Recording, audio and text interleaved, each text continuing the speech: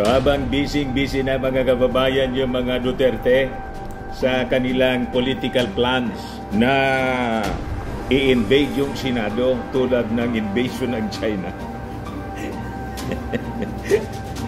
Diba? Imagine po, first in the history na kung manalo, tatlong Duterte sa Senado mga kababayan.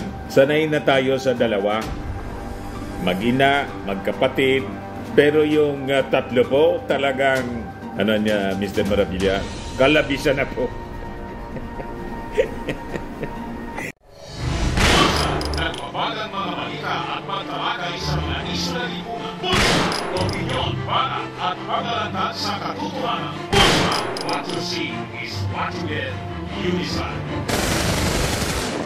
Ang tawag niyan mga kababayan, suga pa.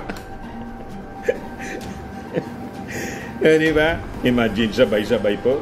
Gustong maging senador. Pero yung ating Pangulong Bongbong Marcos mga kababayan, nandun sa Negros Occidental. At tuloy-tuloy lang ang pagsiservisyo sa ating mga mamamayang Filipino. Ayan po yung ating Pangulo.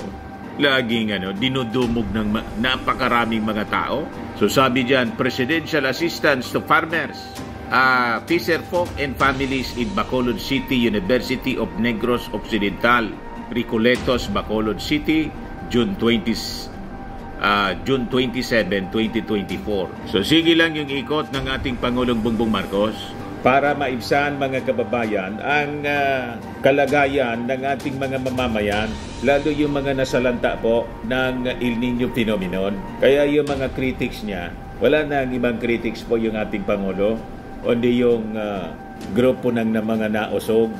Ayaw nila na namimigay mga kababayan. Dapat daw hindi mamigay. Bakit daw namimigay? Wala bang calamity? Tinamaan pa lang po tayo ng El Nino. Billion po yung damage ng El Nino sa buong Pilipinas. Yan ang rason po.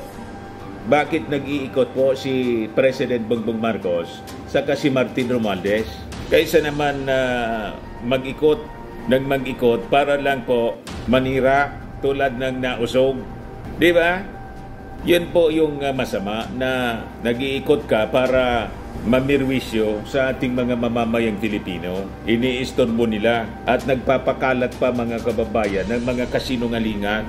Yung lahat pong sinasabi nila sa nausog, fake news.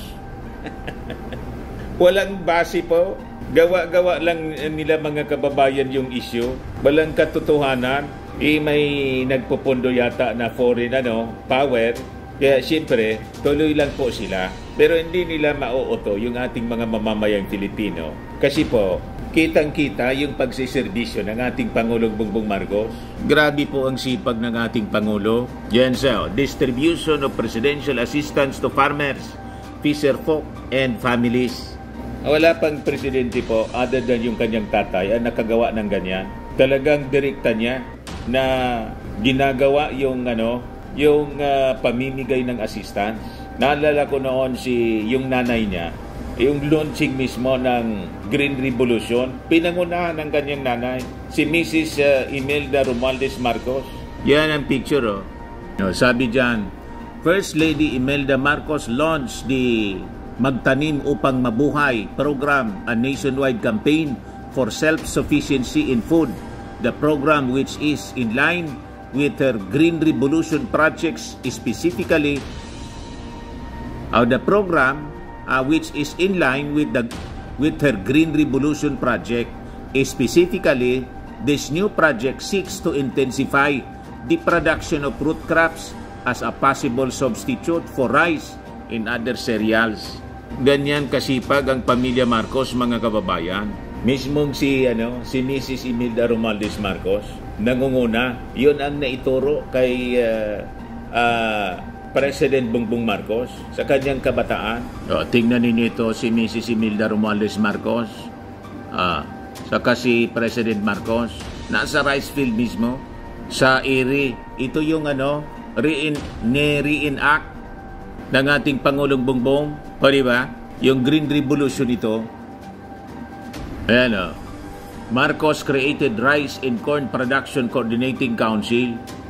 Ito yung famous na picture ng ating dating Pangulong Ferdinand Idralin Marcos. So, nagtatanim ng palay. Hands-on siya po. Ganun din ngayon ang ginagawa ng ating Pangulo.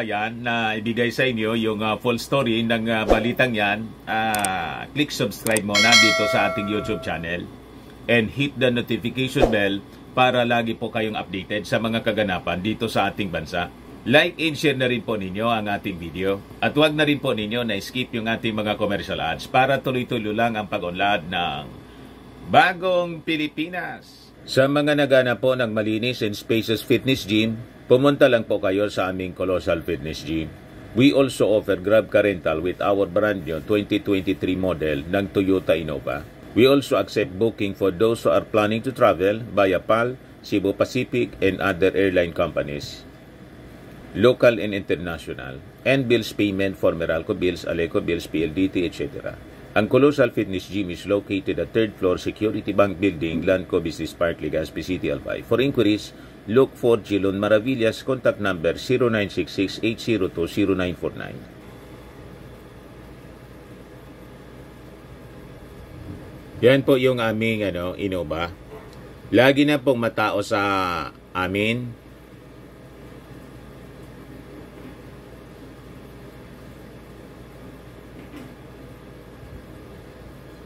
Yan po mga bagong clients namin. Napakaganda at colorful at napakalinis ng aming gym po. Pati mga foreigners po pumupunta sa amin. Mga British tourist po sila dito sa Legazpi. Na-set up na rin po yung aming mga brand new gym equipment.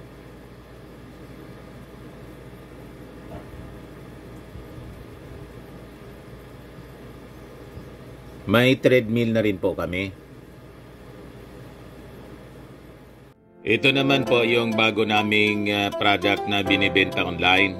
Eye Glow Serum, whitening po siya. Tingnan ninyo yung epekto sa aking anak na architect before and now. Yung mga inquiries po ninyo, dumiretso na lang kayo sa kanyang Facebook account, Riz Maravillas. Ito naman po, Firmax Firming and Lifting Cream, pinapahid po sa mga pulses and affected area. Mainam po sa paninigas ng mga kaso-kasuan. Ito naman po, Automax Radiant Serum. Sa mukha naman yung application, anti-aging po siya. You will look 10 years younger than your age. Sa mga cancer patients naman po, baka lang gusto ninyo itong itry. Neng siya red mixed fruit drink. Hindi mo po siya gamot, food supplement siya. Kaya lang, gawa siya mga kababayan sa goji berry. Yung goji berry may anti-cancer properties. O ngayon, yung mga inquiries ninyo, dumiretso na lang kayo sa aming messenger sa Facebook para masagot namin agad. Ayos pa? Ayos na ayos niya, Mr. Maravillas. Pangulong Bongbong, hands-on siya sa pagbibigay ng mga ayuda sa ating mga magsasaka. Like father, like son, mga kababayan. Tingnan ninyo yung ating Pangulo. Di ba? Nakakatuwa. Sige, pamigay niya ng mga cheque po, financial assistance, para madali makarecover yung ating mga magsasaka at mga mangingisda. Kaya mahal na mahal siya ng ating mga kababayan. O di ba? Mga sasakyang mga bangka para sa mga mangingisda. O 34 million RCEP beneficiaries. Yan. Tingnan natin. Di ba, mga kababayan?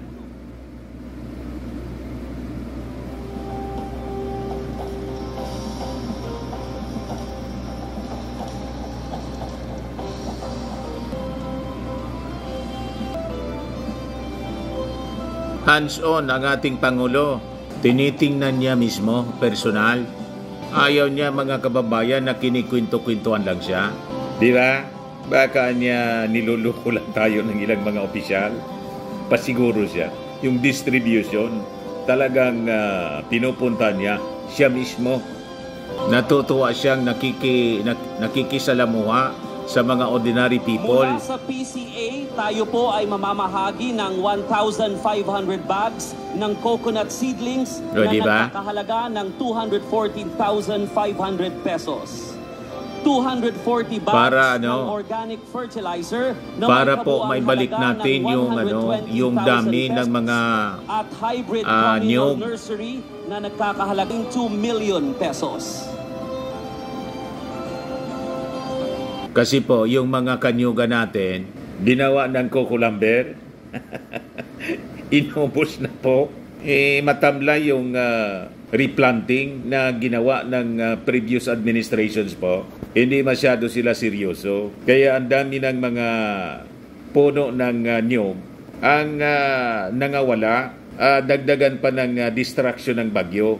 O, di ba? Kaya kailangan ng massive replanting po. Kaya namimigay siya nito ng mga seedlings. O ngayon, pakinggan natin yung mensahe ng ating Pangulong Bongbong Marcos. Ayan po.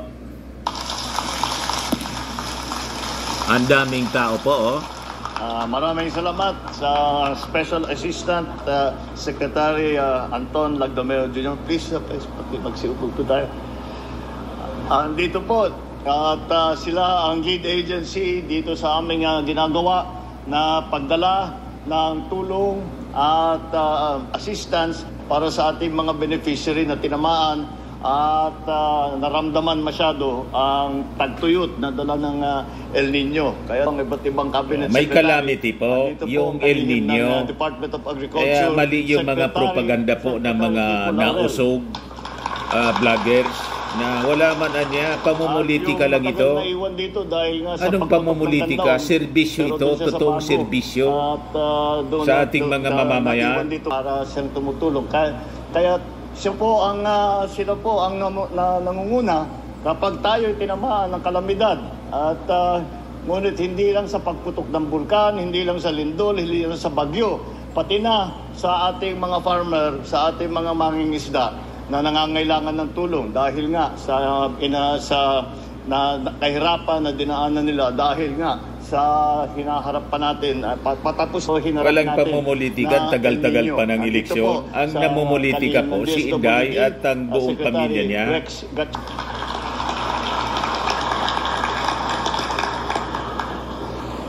Nag-announce kaagad na tatakbo pagka-senador, buong pamilya.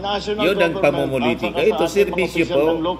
Alam nyo po, kahit na napakaganda po ng plano ng national government, kahit na napakalawak ng programa na aming inaiisip, hindi po namin kayang gawin kung hindi natin katulong ang mga local government officials. Kaya tang nag-uugnay po, kailangan maganda po ang ugnayan, kailangan maganda po ang coordination at laging nag-uusap. Kaya po ay nangunguna dyan sa pag-uugnay sa ating mga local government mula sa probinsya hanggang sa barangay. Ang ating Department of Interior and Local Government Secretary Benher Abalos. Ang Lone District Representative ng Bacolod, Representative Greg Gasataya. Ang 6th District Representative naman ng Negros Oriental, Congresswoman Mercedes Alvarez. Ang 3rd District Representative ng Negros Occidental, 3rd District Representative Comfort Benitez. Yung lahat ng mga official po, full support sa ating Pangulong Bongbong. District Representative Negros Occidental, Congressman Emilio Bernardino Yulo. Di ba? At ang ating butihing ama ng probinsya ng Negros Occidental, Governor Bong Lacson. At ang ating host na dito sa ating programa ngayon, dahil nandito tayo sa Bacolod, ang ating City Mayor, Bacolod City Mayor Albi Benitez.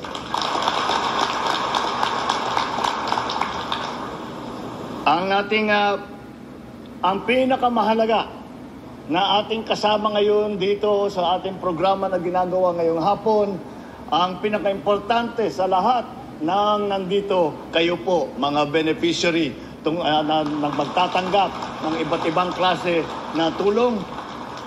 Ang aking mga kasamahan sa pamahalaan, ladies and gentlemen, maayong aga sa pinalanggat namon nga Negrense.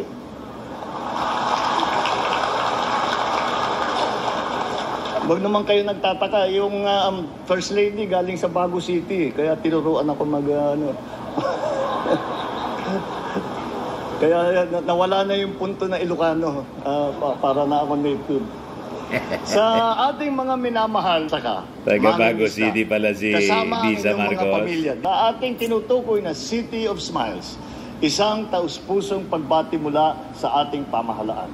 Narito po kami ngayon sa Bacolod upang ipadama ang aming pagmamahal at suporta sa mga tunay na bayani ng ating panahon.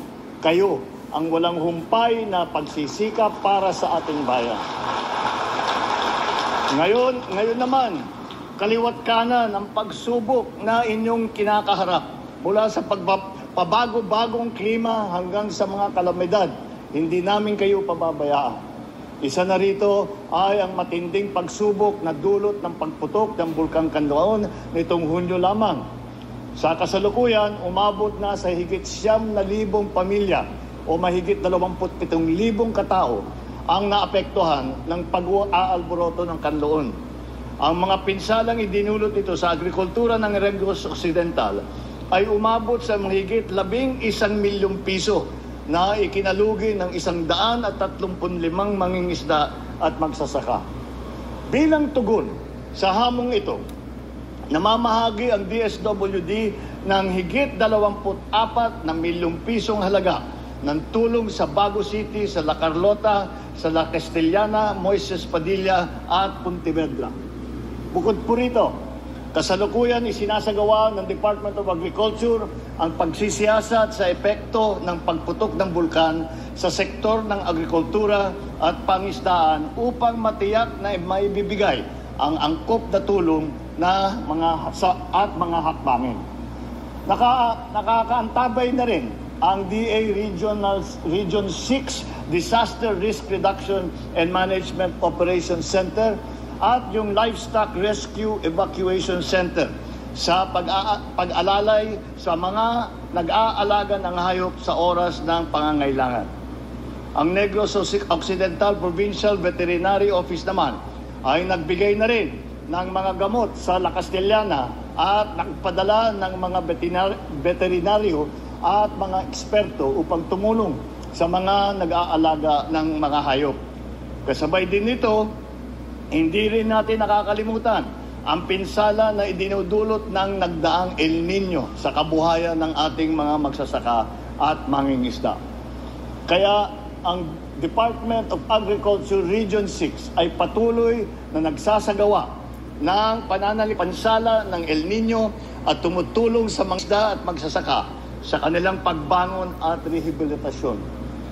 Mga minamahal kong mga kababayan, sa araw na ito, magkakaroon pa tayo ng karagdagang tulong para sa inyong lahat. Magbibigay po tayo ng tigsa 10,000 piso na siyang ipapamahagi ng lokal na pamahalaan. The best po. Sa mga Talakpakan. benepisyaryo mula dito sa Bacolod City at iba pang bahagi ng Negros Occidental. Bilang karagdagan sa mga ito, Bagong maglalagay Pilipinas. tayo ng 10 milyong piso para sa pamahalaan lungsod ng Bacolod at 50 milyong piso para naman sa pamahalaan panlalawigan ng Negros Occidental. Magkakaroon din ng iba't ibang uri ng tulong ang ilang sangay ng pamahalaan. Ang DSWD ay magbibigay ng tigsa 10,000 piso sa 10,000 makakatanggap mula sa hanay ng mga magsasaka, mangingisda at sa kanilang pamilya. Bukod pa rito, kasama rin po ang ating mga congressman at ang tanggapan ng House Speaker na si Speaker Martin Romualdez ay magbibigay din ng tigli 5 kilong bigas sa lahat ng nandito ngayon. Si Mr. Rice, kaya pati yung pamimigay ni Martin po, sinisiraan ng mga nauso. Patuloy rin natin ang mga proyekto para sa ikagagaan ng buhay ng mga mamamayan ng Negros Occidental. Isang mahalagang proyekto na ating tinututukan ay ang Bacolod Negros Occidental Economic Highway na magsasaayos. Ito ay magsasaayos at magpapalawak ng mahigit 42 kilometro ng daan.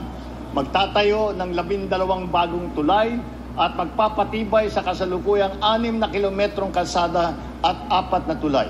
Matindi po. At nariyan din ang Asenso Yuhum Residences dito sa Bacolod City. Tinutukan din natin ang pagpapabuti ng kabuhayan ng ating mga kababayan dito.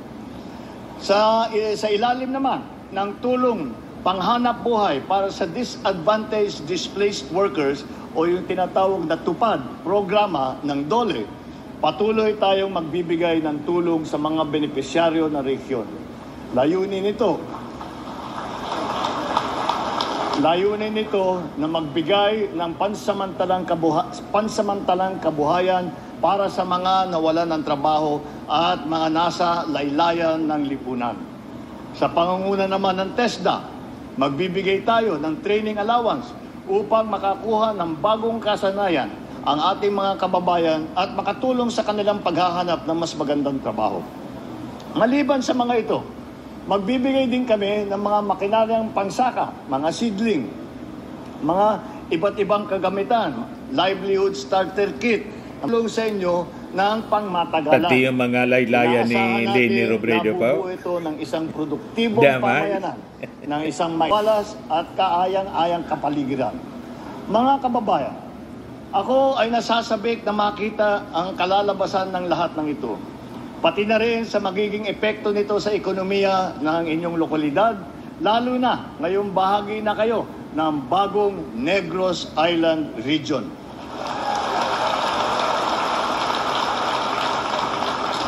Pinapangako ko na walang magsasaka o mangingisda o sino mang Pilipino ang mapag-iiwanan sa aming pinapangarap na bagong Pilipinas.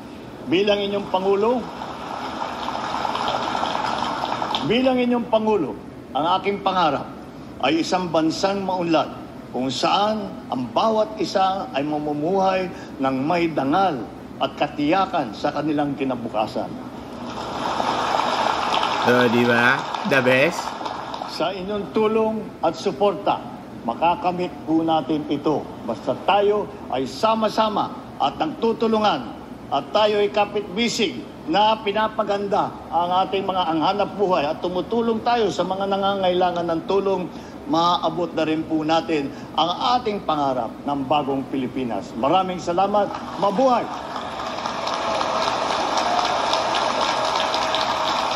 Mabuhay ang ating mga magsasaka at mangingisda. Mabuhay ang bawat pamilyang Pilipino. Maraming salamat po.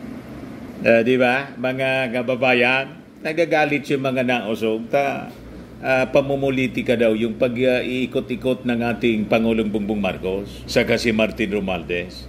Yung kayo nga, ikot ng ikot para manira. Yung ating Pangulo at si Martin, umiikot sa buong Pilipinas para magserbisyo, para po mamigay ng tulong sa mga nasalanta ng El Nino at i-implement yung mga programa. Kayo, ano nagawa ninyo kung hindi manira, magmura ng magmura? Walang pakinabang sa inyo yung ating mga mamamayang Pilipino. O ito pa, sabi ng Palasyo Malacanang, trabaho para sa bayan to help generate 3 million new quality jobs by 2028. Sabi ng ating Pangulo na ano daw siya? President Marcos called on the labor sector to vigorously implement the plan for Trabaho para sa Bayan o TPB. Ayon sa ating Pangulo, itong TPB will be one of the driving forces to help create at least 3 million new jobs by the time he steps down from office. Walang tigil po sa pagpaplano at pag-implement ng mga plano yung ating Pangulong Bongbong. Yan siya po. Sabi dyan, in a move that aims to redefine the economic landscape of the country, President Marcos has unveiled the Trabaho para sa Bayan report in the Employment Covenant. The report is a result of a series of regional consultations designed not just to create jobs but to ensure that these jobs improve the quality of life for many Filipinos. Kasi sabi ng ating Pangulo po, ang pangarapan niya ninyo ay pangarap ko. Di ba? So sabi niya, beyond generating employment, what we want to achieve is creating quality jobs, anya.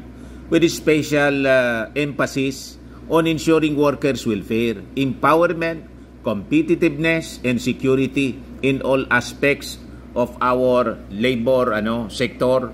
Ayan pa, ang key features niya, educational reforms, yung hindi nagawa ni Inday. The TPP plan involves restructuring the educational system to include enhanced technical and vocational education in training, ensuring that young Filipinos are equipped with industry-relevant skills. Kaya yung ating Pangulo na lang yung gumawa kasi wala man pong contribute man lang po si Inday. Wala siya sa focus po kung ano-anong pinakikialaman. Yung pinangingialaman niya po, mga kababayan, wala mang relasyon sa wala mang relasyon sa mandato niya as Defense Secretary. Nandun siya sa pagsaklolo kay Pacquiao. Pagdating sa West Philippine Sea na kailangan yung at least may statement siya, no comment. Tapos, gusto pang patakbuhin mga kababayan yung buong pamilya niya pagka-senador. Anong gagawin doon? Makipag-away sa mga senador? Si Puno nga po, gusto pang tumakbong senador. Lagi pong wala daw doon sa Congress. Hindi makita. Di ba? Kung magsisweldo lang. Sabi dyan, sectoral investment, the plan targets key growth sectors such as technology, manufacturing, and green energy, identifying this as the future of sustainable job creation. Tapos, enhanced collaboration. PBBM has championed a collaborative approach involving stakeholders from various sectors, including government bodies, private companies, and international partners to ensure the plan's success. Kita niyo, ito yung nakuha niya mga kababayan na assurance galing doon sa mga bansa na kausap niya. Pati yung mga companies na ka-meeting niya sa pag-travel niya sa iba-ibang bansa sa mundo. So ano yung mga benefits nito? Itong TPP plan. Increased employment opportunities with millions of jobs on the horizon. Filipinos from all walks of life will have access to employment. Economic upliftment. These jobs opportunities are expected to spur economic activity and elevate the nation's GDP. Tapos, social improvement. By reducing unemployment and underemployment, the TPP plan aims to lessen poverty and improve overall social welfare. Yan ang ating gobyerno. May blueprint sa mga dapat na ginagawa. Hindi yung syukran ng syukran. Sige lang ang syukran. Tapos may mga parinig pang may nagurgur daw sa kanya. Pero hindi daw nagtagumpay yung nagurgur. Silang lata niya. Nang tanungin kung sino niya nagurgur sa'yo, yung pinapakita yung sugat niya rito. Silang niya, silang lahat. Pampolitika po. So paano siya i-implement? The implementation strategy includes leveraging government resources, enacting supportive policies, and fostering an environment conducive to business expansion and foreign investment. The administration has pledged transparency and robust monitoring mechanism to track progress and ensure the plan's objectives are achieved. Ganyan ang pamumuno po. Dapat may planong maayos. Kausap niya yung ganyang mga economic managers palagi. 2024 National Employment Summit. Ayos pa mga kababayan. Ayos na niya Mr. Maravillas. Iyan man lang po. Ako po si Dante Maravillas. Bye-bye. God bless.